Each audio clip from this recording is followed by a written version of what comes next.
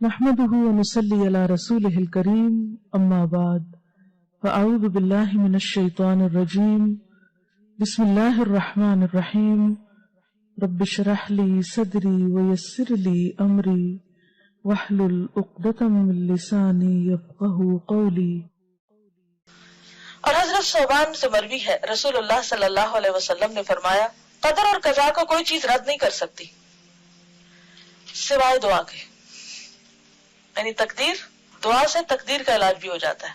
اور کوئی چیز عمر کو نہیں بڑھا سکتی سوائے نیکی کے، نیکی سے عمر بڑھتی ہے دو طرح، ایک تو سال اور مہینے بڑھ سکتے ہیں، اور دوسرے وقت میں برکت، کم عمر میں بھی تھوڑے وقت میں بھی بہت کچھ آپ کر جاتے ہیں جو دوسرے لمبی لمبی زندگی پا کے بھی نہیں کر پاتے، کیونکہ ایک نیکی دوسری نیکی کا دروازہ کھولتی جاتی ہے۔ آدمی گناہوں کی وجہ سے رزق اور روزی سے محروم ہو جاتا ہے، اور رزق اور روزی میں اضافے کا نسخہ کیا ہے؟ کون سی دعا ہے خاص طور پر؟ استغفار۔ سورۃ نوح میں آتا ہے نا فَقُلْتُ اسْتَغْفِرُوا رَبَّكُمْ إِنَّهُ كَانَ غَفَّارًا يُرْسِلِ السَّمَاءَ عَلَيْكُمْ مِدْرَارًا۔ تو بارشیں برسے تو کیا ہوتا ہے پھر؟ خوب رزق میں اضافہ ہوتا ہے، زیادہ چیزیں اگتی ہیں، زیادہ رسیلی ہوتی ہیں، زیادہ فائدہ مند ہوتی ہیں۔ تو یہ کس کی برکت سے ہوتا ہے؟ استغفار۔ کس نے کہا یہ؟ اللہ تعالیٰ نے۔ وَيُمْدِدْكُمْ بِأَمْوَالٍ وَبَنِينَ۔ استغفار کے اور کیا فائدے؟ مال اور بیٹے۔ وَيَجْعَلْ لَكُمْ أَنْهَارًا۔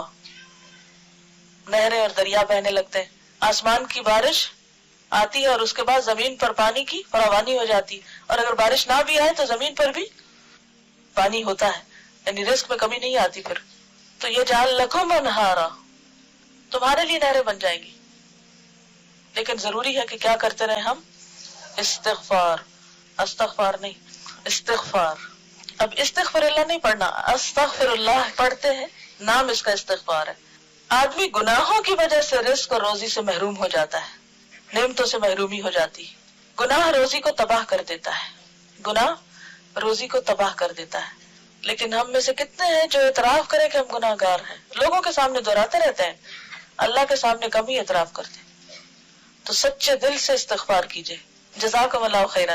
سبحانک اللہم و بحمدک، نشہد ان لا الہ الا انت، نستغفرک و نتوب الیک۔ السلام علیکم و رحمۃ اللہ وبرکاتہ۔